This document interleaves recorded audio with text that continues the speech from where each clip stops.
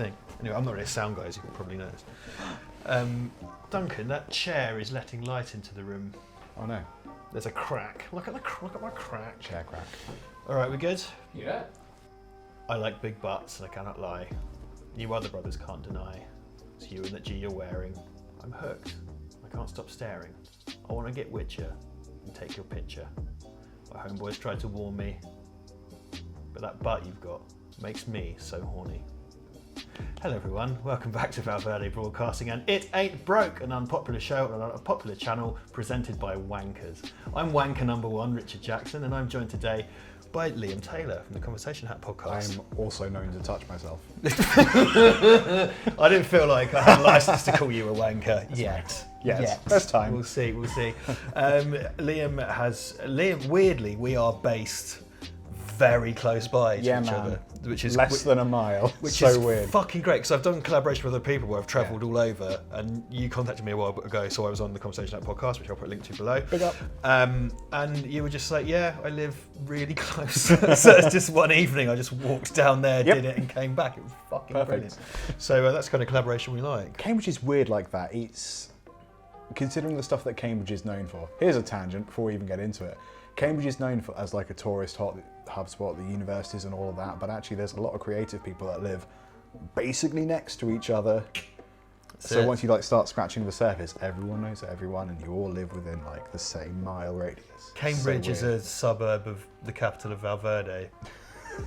Yes, sorry. I've completely screwed your meta narrative. The fiction of Val Verde. No. All those people that really believe that. So here's the thing. I have a number of times said that I'm done talking about Star Wars, which I kind of am. But it gets 10 clicks. And we did a video called No More Star Wars Anymore, which annoyed a number of people. And a video called Star Wars The Last Jedi Objective Review, which annoyed even more people.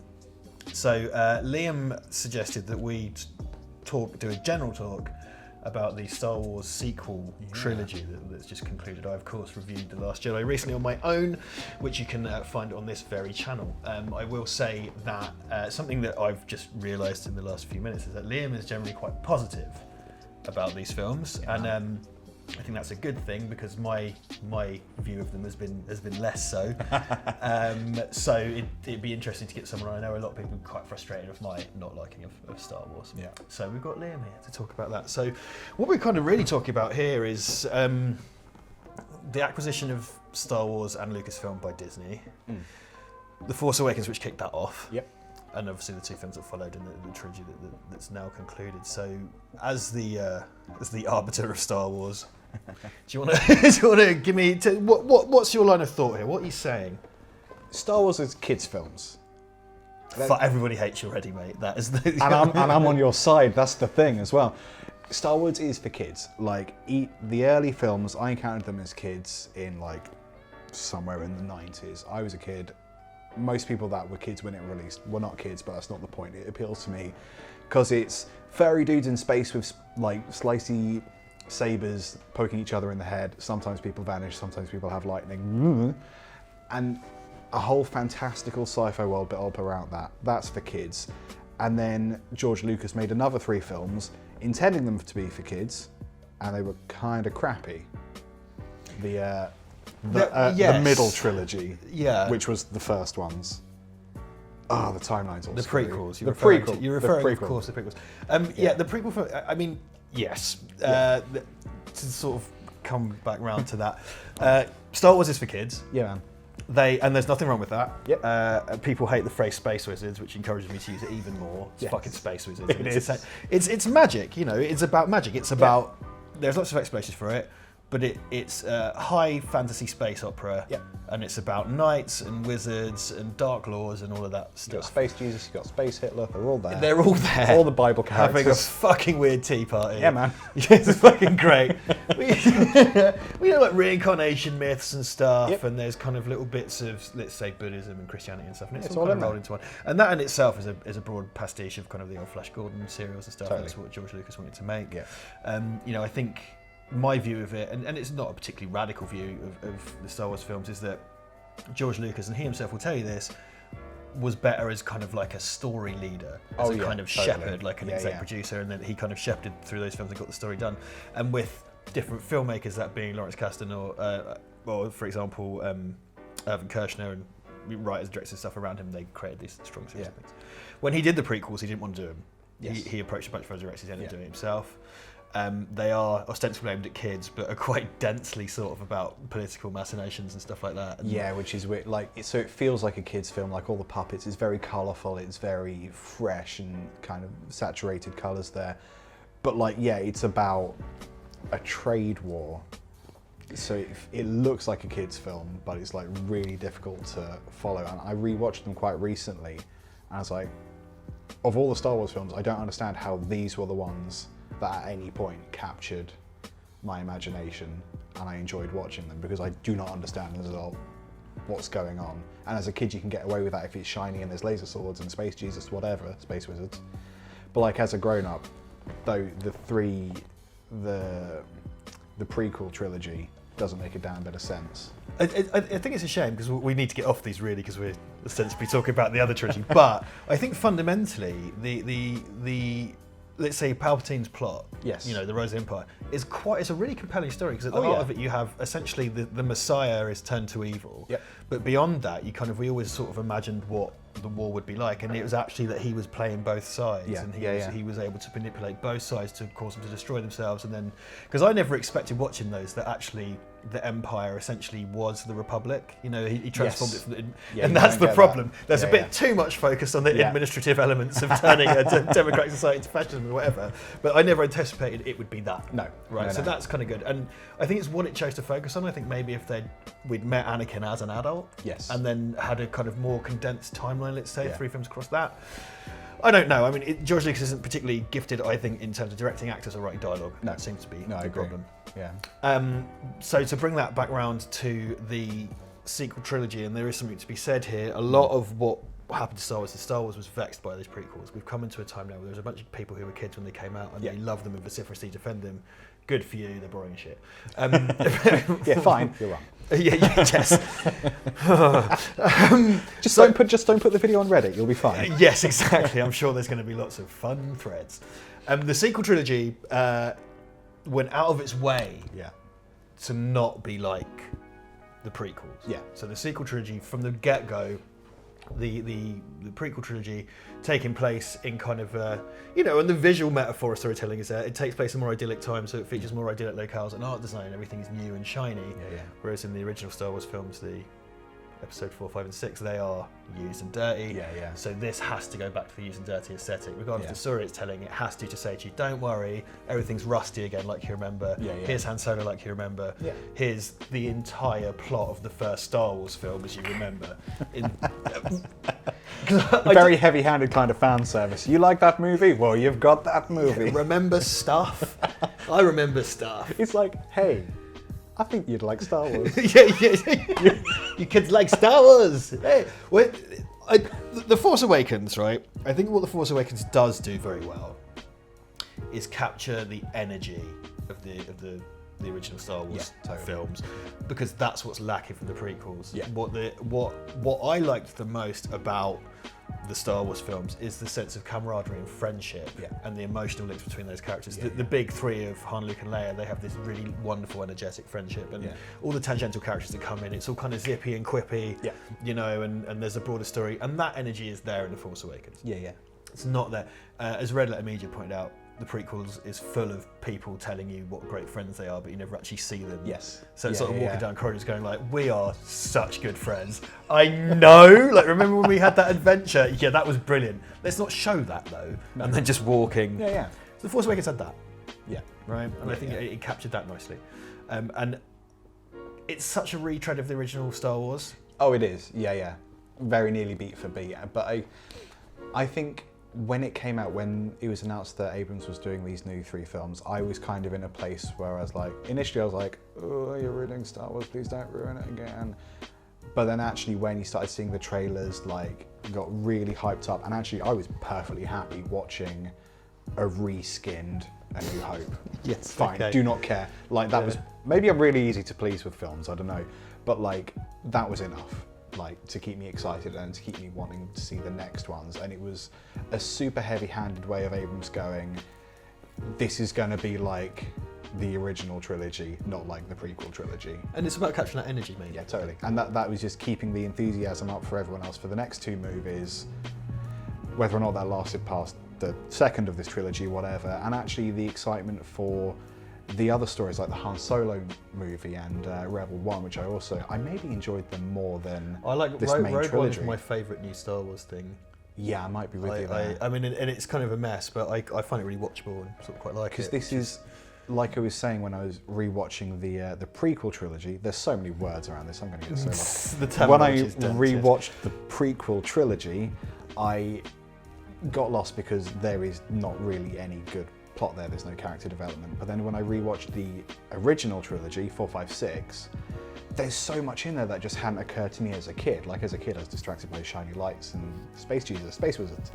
But then there is actually a lot of plot there, and like it never occurred to me as a child that, oh, there's a rebellion, the small robot trash can dude needs to deliver this half-baked hologram about iced bun lady to this ostensible Princess space, not space Jesus, who's Obi-Wan Kenobi an allegory of?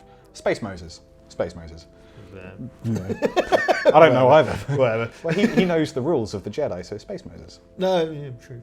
I'll take nothing about any religion. Yeah. Don't quote me on any of that. Yeah. No, carry on anyway. Yeah, if you're writing a theology essay, this is not the place to be. Don't. Frankly, No, what are we you hold doing? no responsibility for such things. No. What on earth was I saying? Yeah, there's a lot of plot in like the original, the middle 3 movies that just as a kid you don't care about because of shiny lights. And it was really nice watching Rogue One sort of even dealing with what was the issue where like, how come there's a big destroy this entire Death Star button really easily accessible? It deals with that, and that was perfect. Like just adding to that story and kind of not quite in a fan servicey way, just going in a, oh yeah, no, let's just pretend we had a thing for that all the time. Yeah, we didn't, but let's patch that. There are different expanded versions where they've already explained it and whatever. Like the plot of Dark Forces is about getting the plans, not necessarily why this is the big button. Yeah. I'm willing to accept. Here's a brief kind of overview of my experience with The Force Awakens. Sure. I went and saw it. Yeah. And I quite enjoyed it, and I was like, hey, look, the main thing here is that the energy and the aesthetic is bad. Totally, 100%. And it laid up a lot of stuff. And I think as a layup, fine. Yeah. Okay. Yeah. I find it very frustrating that it was more of a carbon copy of A New Hope. By the way, around these parts, I'm doing that for the benefit of this conversation. That film is not called A New Hope. It's called fucking Star Wars. And they it just is. It just fucks me off. Anyway, I was willing to accept that as long as what came afterwards paid off what was set up. Yeah. Frustratingly, it seems there is no creative consistency between them, which is what's led us here. Yeah. I went to see The Force Awakens to review. Yeah. In a previous life on a different YouTube channel, and I did that. And then, because when I was a teenager, I really liked Star Wars. Yeah. And that's around the time of the re-releases and stuff. So we went and saw them all in the cinema in '97, blah, blah, blah. And I kind of watched it, and a couple of days later, I was like to my little brother, I was like, hey man, have you seen Force Awakens? He's like, yeah. And I was like, do you want to go watch Force Awakens again? Like, Star Wars. He's like, yeah, cool. I sat down in the cinema, and at the end of the opening crawl, I just went, oh man, no, I actually have to watch this again. like this is 2.5 hours, and I've just realised I know what happens, and it's not that interesting. Yeah. And it took me like having dropped 11 quid, just like, oh no, and then I sat and watched the whole fucking thing. It's like when you're trying to quit smoking or quit drinking or whatever, you buy a pint and it's like, oh, actually, no, I don't want to do this. But I've just sort of bought got it to now. I sort of got, and that's how I became an alcoholic. So I will accept The Force Awakens and the way it kind of captures energy and the things it sets up. I will accept that as a layup. Yeah. What is deeply frustrating is that they did not pay that off because they weren't, from a managerial side, they did not handle this properly. Yeah. If you're going to do fucking Star Wars again, it's on such a high pedestal that you don't get it slightly wrong. You stick the fucking landing on every film. You do not fuck this up. And because of their behind the scenes stuff, I mean, the thing is, The Last Jedi is the film Rian Johnson wanted to make. Yeah. I have no question. The Rise of Skywalker, I do not think is the film J.J. Abrams wanted to make. It's such a mess. And this is, I bring these up a lot, but they're really good modern examples. This is in the wake of things such as Suicide Squad and Fant Four Stick as we call it around these parts. Like, they are very much like these cut and shut vehicles that you've bought on Auto Trader and kills your family on the A14. You know what I mean? It's two escorts from different years welded together and painted green.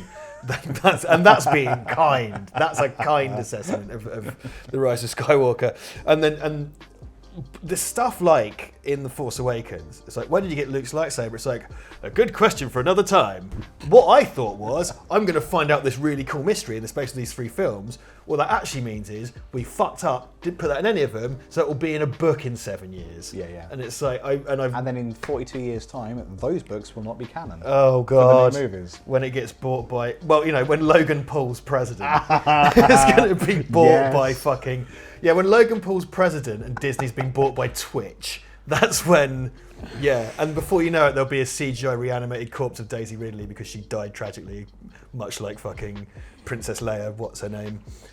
Carrie Fisher. The late Carrie Fisher, who's someone I have a great deal of time and affection for. I think she was a brilliant human being and actor, and I've just completely disrespected her memory. But, you know, I just honestly think, part of my problem is like, why should I care?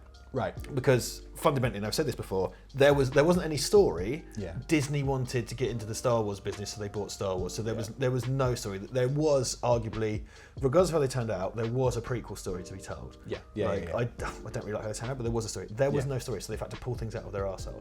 And then the fucking gall of the Rise of Skywalker to go like, oh yeah, Palpatine's alive. Why? Shut up. And then, so in 40 years' time, there could be, in 40 years' time, if the twist in the last film is that there are 20 Palpatines. So did Darth Vader not redeem himself because he didn't actually kill him? It seems that way, doesn't it? It does seem that way. It sort of undoes all that kind of. It's like, oh, the prophecy and the chosen one. And it's like, the prophecy is like, what? He's going to chuck his boss off a ledge, not do it properly, then die of asthma. Like, what the fuck? Like, is that the prophecy? Because the prophecy fucking sucks. I feel like the problem with, narratively, the problem is maybe they don't know who the main character in Star Wars is. Because there's a good argument for friendship and camaraderie being the main character, because obviously you've got Han, Luke, Leia in the original films, I guess Qui-Gon and Obi-Wan like in Phantom Menace, and then for the other two, and then you've got Finn, Rey, and Poe. Thank you. As basically, Tinky Winky, Dipsy and Lala. As basically an analogue for Han, Luke, and Leia. Yeah. So like the core concept could be about friendship, fine, or is the core character Anakin Skywalker, because you see him as a kid, see him turn evil, he finds a lava planet, yada yada yada, but then where does he go? Or is it a story about the Skywalker lineage, in which case Rey isn't a Skywalker. I don't care what. Unless you believe the last scene of the film. That was a low point. But which it wasn't the end. Which looks like an ident from an American public access Christian channel. Yes, it does. Like when it's just like, man, that's the easiest effect to pull off. Like it's 2 fucking transparent ghosts in a background. It looks like a meme someone's American nana posted on Facebook. Like what the fuck? I think if you look at it through a lens of it's about Palpatine and like how he sort of takes power, how he plays both sides, I think that's quite interesting. But then in that sense, it makes perfect sense for him to be alive the whole time and apparently building Snokes like their Lego. And that's such a hand wave as well. Yeah, it's just like a tank of spare Snokes. It's like, what does that mean? Like, this is I believe very much. I think it was a mistake for Abrams to plot this thing out and then walk away from it. I think they should have had a consistent story throughout. Yeah. And I absolutely believe that the original plan was for Rey to be Palpatine's granddaughter. Yes. There's elements of the score actually. I can't remember specifically what it is, but there's like a theme for Emperor Palpatine in the original trilogy, and it's referenced as Rey's theme. I think, and also when they have Snoke, it's the kind of Darth Plagueis theme from Sith, the low chant from the opera scene. Yeah. So I absolutely believe that, but then it wasn't consistently followed through on. So then Rian Johnson didn't like that, or no one told him, or whatever. And then the third film, because there's so much course correction in the third film, there's loads and loads and loads of "Don't worry about it." That just keeps happening. Which is fine, except when the characters literally have to say, "Hey, audience, don't alright. It's the Basil exposition scene from Yeah. Austin Powers 2. Yeah, It's could like, you just don't worry not about bring it up, like, as characters, and then leave the audience to think, oh, what happens there? And that's fine, because then you build your own universe in your head, and that's fine. That's how you get fanfics, and those aren't necessarily a bad thing. When they're about pregnant Sonic, they usually are, though. Which is quite a large subgenre, by the way. I've repressed that. I think it came up recently on this channel to talk about course it pregnant did. Sonic. But anyway, yeah, it's this mad kind of lack of planning and lack of consistency, and it's just like you had everything going on for you. You had everything going for you, and it's the repeated firing of people. Because I think because Colin Trevorrow's script just leaks. Did you hear about this? No. Yeah. So he was going to call it Episode 9, Duel of the Fates. Which is a nice callback to the John Williams piece of music. One of the cracking track there. Well, one of the, you know, undeniably any bad Star Wars is heightened by John Williams. He's one of the most amazing living composers. So, you know, from what I've heard of the synopsis, it sounds a bit better, and it does seem to carry on through a lot of the themes. Colin Trevorrow was in place. I think Disney balked because the Book of Henry did very badly. Okay. Which is insane, because what Colin Trevorrow's had going on at Universal with like the way he revived Jurassic Park, I quite liked the Jurassic World film. Not the second one. I did not like that at all. But you know, he just revived, and it's one of those big ticket kind of LA fucking Spielberg Lucas franchises. It's Jurassic Park. It's even got John Williams music, you know, and he revived that very successfully. Some people don't like it, that's fine, but it was briefly up amongst one of the highest grossing movies of all time. In the cold, hard financial stakes, they've done a good job. Book of Henry's supposed to be awful, but they had him in place and they got rid of him. You guys from the Lego movie, whose names I've forgotten they had on for Han Solo. Duncan, what are their names again? I want to say the Russos. No, it's not the Russos. Fuck. I've talked about them a bunch of times before. Anyway, they did Spider-Verse. And, Yeah, I've forgotten. They were hired as the directors of Solo. Because they were known for these kind of freewheeling franchise comedies, right? And then they got fired because it turned out they were making a freewheeling franchise comedy. And it's like, well, no fucking duh. Miller and... Lord and Miller, thank you. Right. Chris Lord and Phil Miller, I think. So they did the Jump Street movies, the Lego movie. Into the Spider-Verse, which is fantastic. And they were known for this kind of improvisational, kind of loose style. And they'd had a lot of success doing that. So they hired them for the Han Solo film and then sacked them essentially for doing that. And then they got in Ron Howard again from the George Lucas kind of group of people. Who was the safest pair of safe hands, who I'm not mad about Ron Howard as a director. No, sure. And if I wanted, like, you know, Han Solo flavoured vanilla porridge, that's who I'd have hired, and that's what I fucking got. I didn't necessarily mind the Han Solo films. Again, I am super easy to please. Give me someone's surname I recognise, and like Space Wizards in Space. Although Space Wizards in Space, that's where they're made. That's where they come from. Space Wizards in the grass. It was quite nice to have a Star Wars movie that didn't have Jedi in it, because it feels like, obviously the main story is about Jedis and Space Wizards and the Space Moses and all these guys, but like actually there's more going on in this universe. So it is interesting to I sort of like see. that about Rogue One, because Donnie Yen's character has some kind of Force sensitive stuff, but he's not a Jedi. I think the way they've had it, the way they've had their cake and eat it with those is Rogue One has Vader at the end and the middle. And, which I like those scenes, by the way. Because you see him on his home planet, which is full of lava, which I guess they couldn't get lava in the original films, which is a shame. Yes, it's Mustafar where he lost his legs and his legs and arm. Yes. And Darth Maul in Solo, I find quite egregious. Oh, I loved it. Oh, I massively. You realise they didn't know who that. They had a choice. They let Ron Howard choose from a list of people that could be. But then it's supposed to be this big reveal. That legitimizes the whole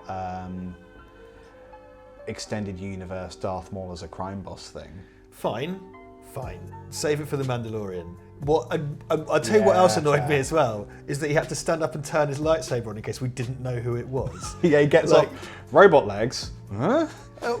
He should have just like shown his DBS check to camera or his driver's license. Like, I know who it is, because it's sort of like, I'll tell you what it's like. It's like if I just sort of stood in front of you and then just went, with my phone for this. I know who you are. You don't have to fuck it. Because like, what was he about to do? Cut down a hedge just before he got off the phone with her. Because he goes, wow, and it's like, we know who he is. Excuse me, there's some good guys behind me. I need to go. Yes, need to cut go down or whatever. I'm getting quite worked up, which I didn't mean to do. But you know, hey, look, everyone's going to hate this anyway, so it's fine. I liked it. I'm easy to please. Give me shiny colours and space wizards, and I'm in. I'm in. Have my money. I didn't hate Solo actually. Okay. I just kind of thought. Feels like you did. Yeah, I know. It's just stuff like that I find really egregious. It's kind of like that was heavy-handed. And there is a lot of what. If I see a really good movie, I'll feel something that makes a good movie for me is when they don't just hand everything to you on a plate. Right. They don't be like, that's that guy from over there. Remember? Lightsaber, remember? Just let people work it out or not. Doesn't matter. It doesn't actually matter if you know who Darth Maul is because he looks really evil. Yes, he looks so evil. Like, so you can just...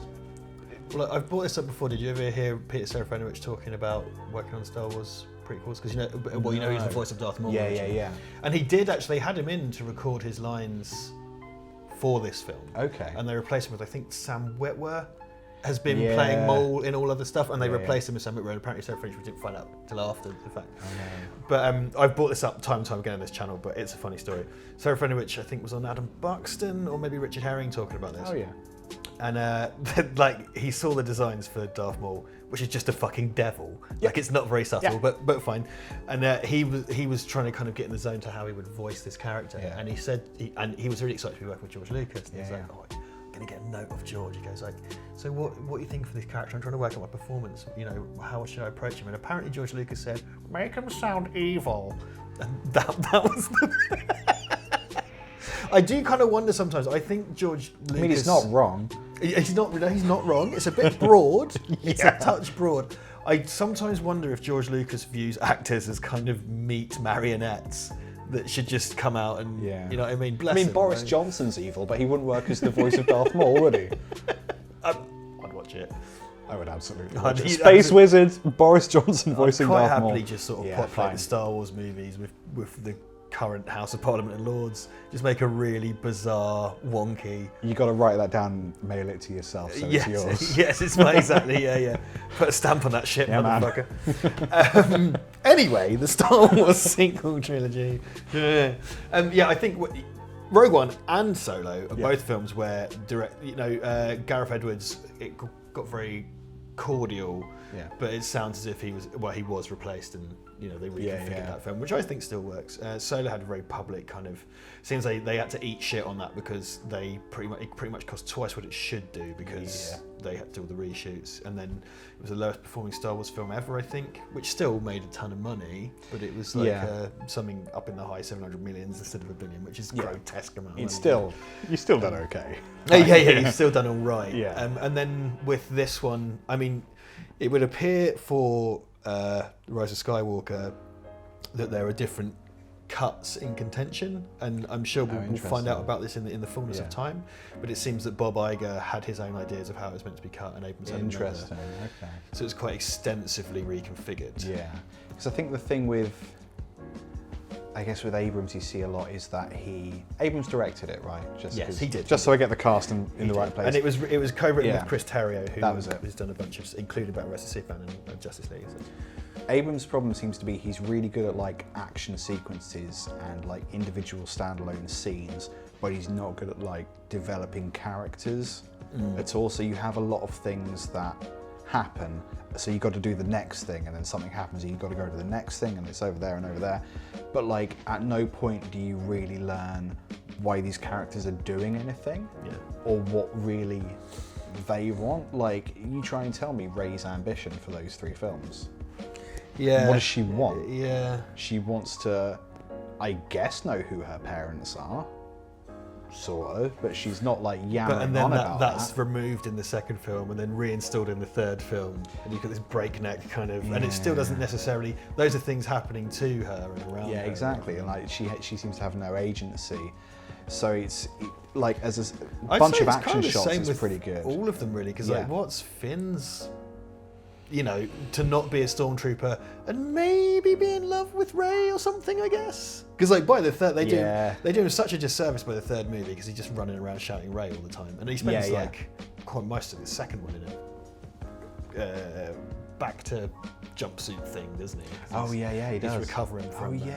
Completely forgot that he wasn't in that film. Yeah, well, he comes in when they go to the casino night zone from Sonic the Hedgehog in that fucking planet. Because that whole section. I did repress all of that.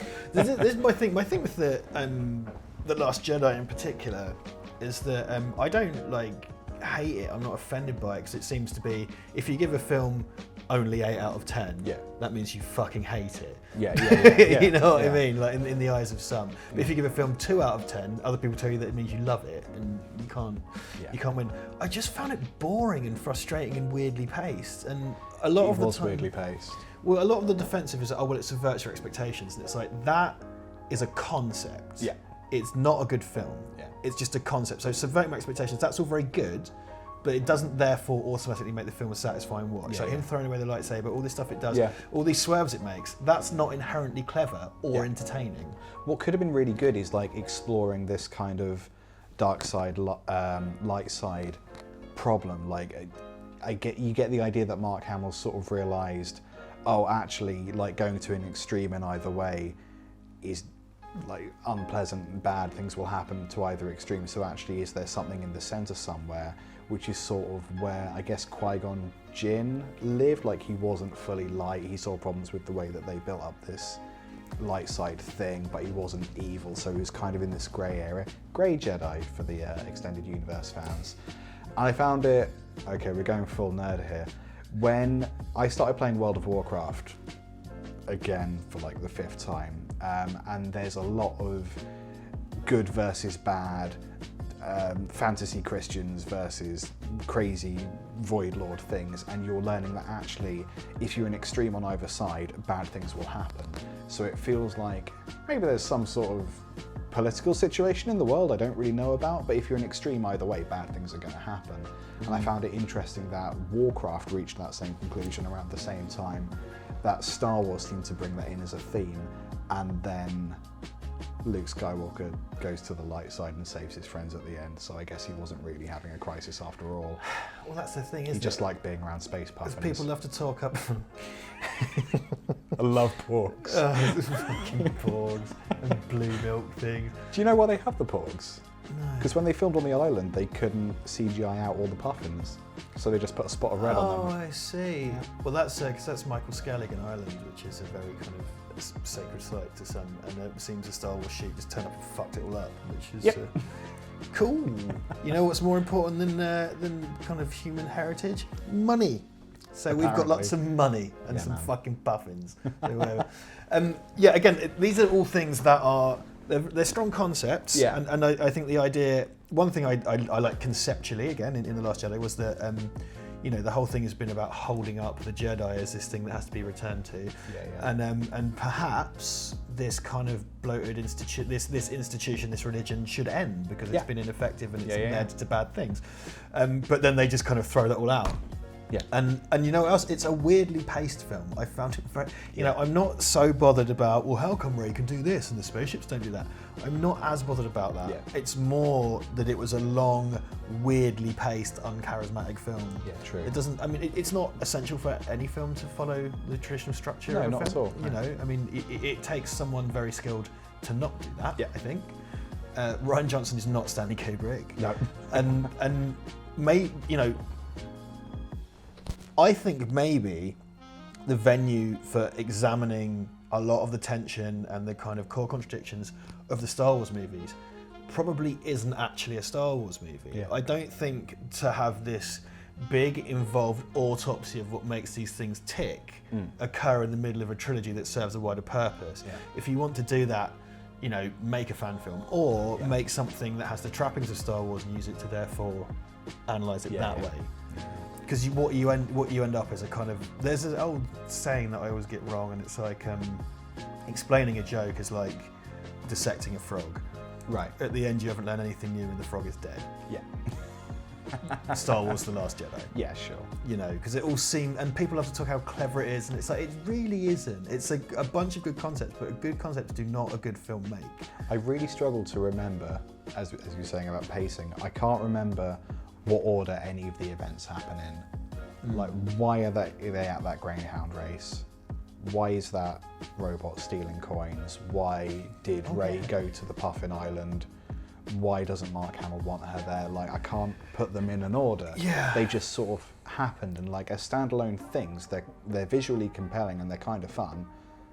I don't know what's going on. I don't know why they're there. Yeah, they are big chunks, and it seems to be the things that are kind of distributed throughout them are mostly going back to Rey on Michael Skellig with Luke Skywalker. Yeah. And a lot of that, I will, you know, if you look at it fundamentally, it's very similar to The Empire Strikes Back, and it ends in a similar way. Yeah, yeah. Of course, it's like poetry, it rhymes, so goes the George Lucas cliche.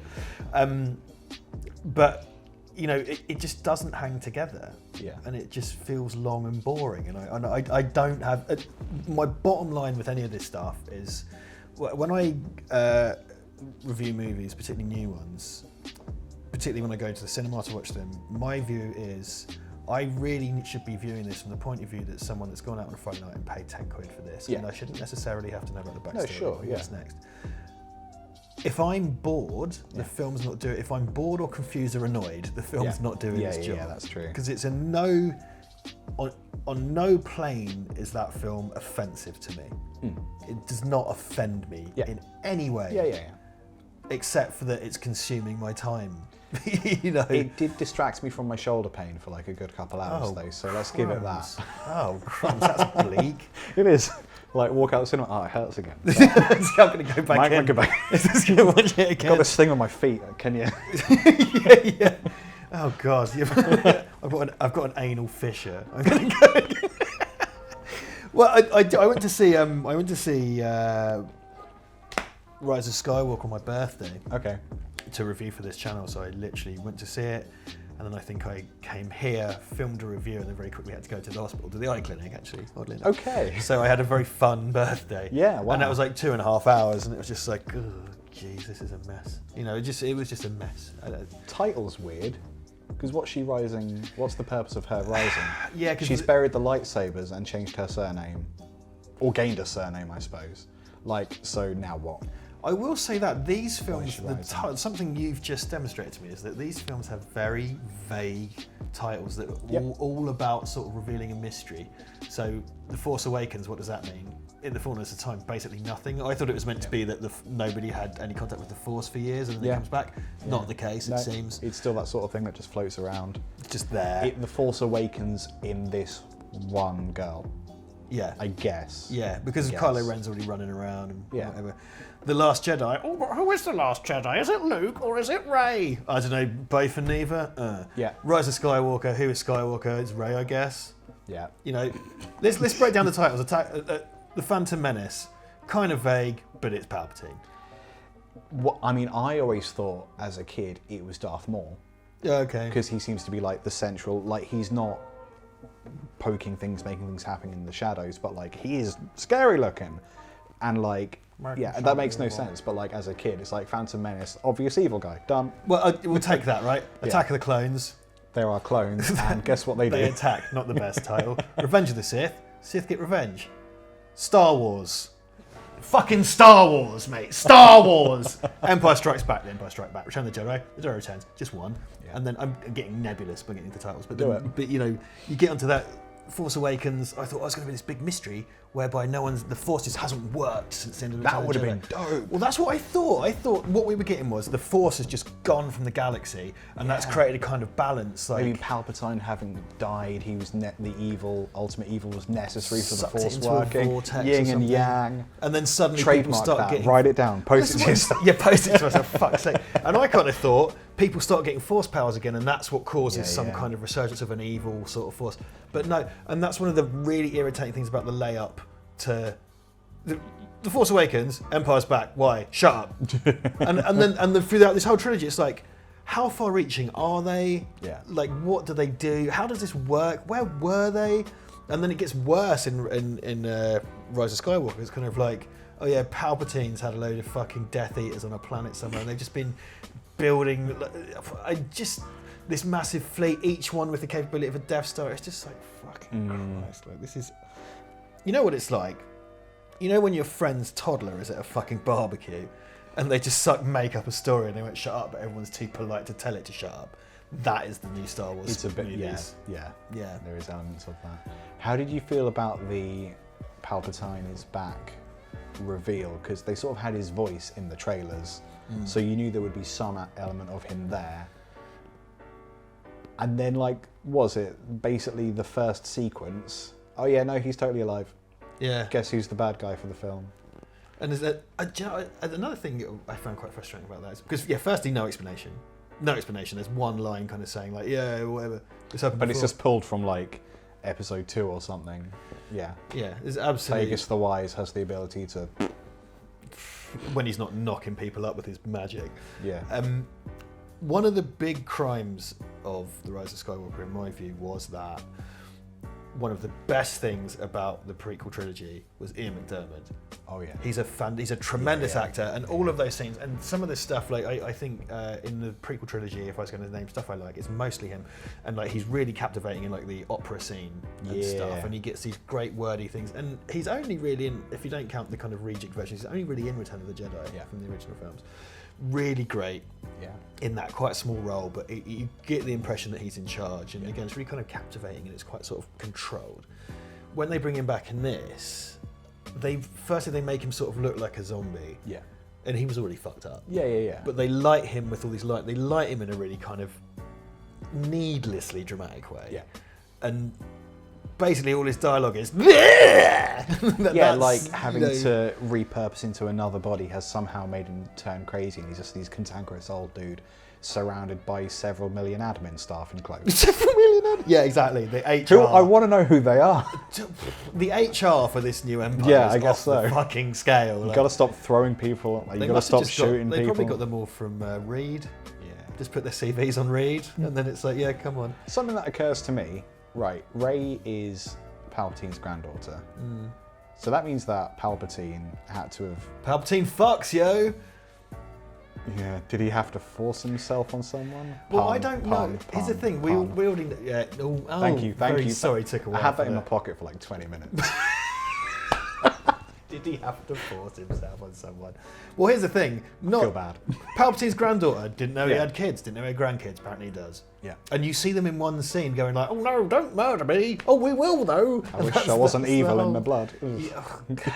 Who are these cunts? Like, we don't know. I don't give a shit. If you don't care, why should I care? Yeah. No? Because like, why fucking go use your magical powers to do a virgin birth and then just like, what? Go on Tinder and knock someone up. Yeah. When's it supposed to have happened? And that was my feeling. I'm just Star Wars makes me feel dead inside. Whoa. Apart from 8 out of 10. I've been enjoying The Mandalorian. Inside. I mean, have you? Yeah. What I've been doing, I've been going on business trips to America every week, and my friend's got Disney Plus, and they go to America and watch it in America. Genius. That's the legal version of what all my friends are doing. I haven't seen The Mandalorian, but if I had, yes, I would say that it's the best Star Wars thing for a very long time. It's good to know. I just don't want to give Disney my money. We got to. They're our new overlords. They're gonna use their algorithm to find you since you said that. Well, I kind of think this is a bumper. Where are we at, Duncan, time-wise? 45 minutes. 45 minutes. Well, some people say the episode's too short. Not this one. Well, you've got any final thoughts? This was loose. I just went off. Thank you, Liam, for giving me the venue to do so. That's quite all right. You're very welcome. Thanks for having me. I think, in summary, it feels weird given all the negative stuff I've said. I still like it. Yes. I'm going to watch them again. Like, oh, there you go. Space Wizards, shiny lights. I'm in. I would like to... let me give you my money. I don't care. Apparently just not Disney Plus. That's where I draw the line. Whatever. I would like very much to say... I would like very much to say that I'm not going to talk about Star Wars again. But that's not how the felt like economics. It's not how the economics of the fucking internet works. So I'll continue to kick the can down the road till I get a stomach ulcer or a tumour or throw myself under a bus. At least we pretended that this was going to be a positive one. We had the facade of positivity. Stop. Hey man, that's my whole life. Well, in conclusion, I wonder how many subscribers we're going to lose over this one. It's been great to have you, man. Thanks, man. Thanks for today.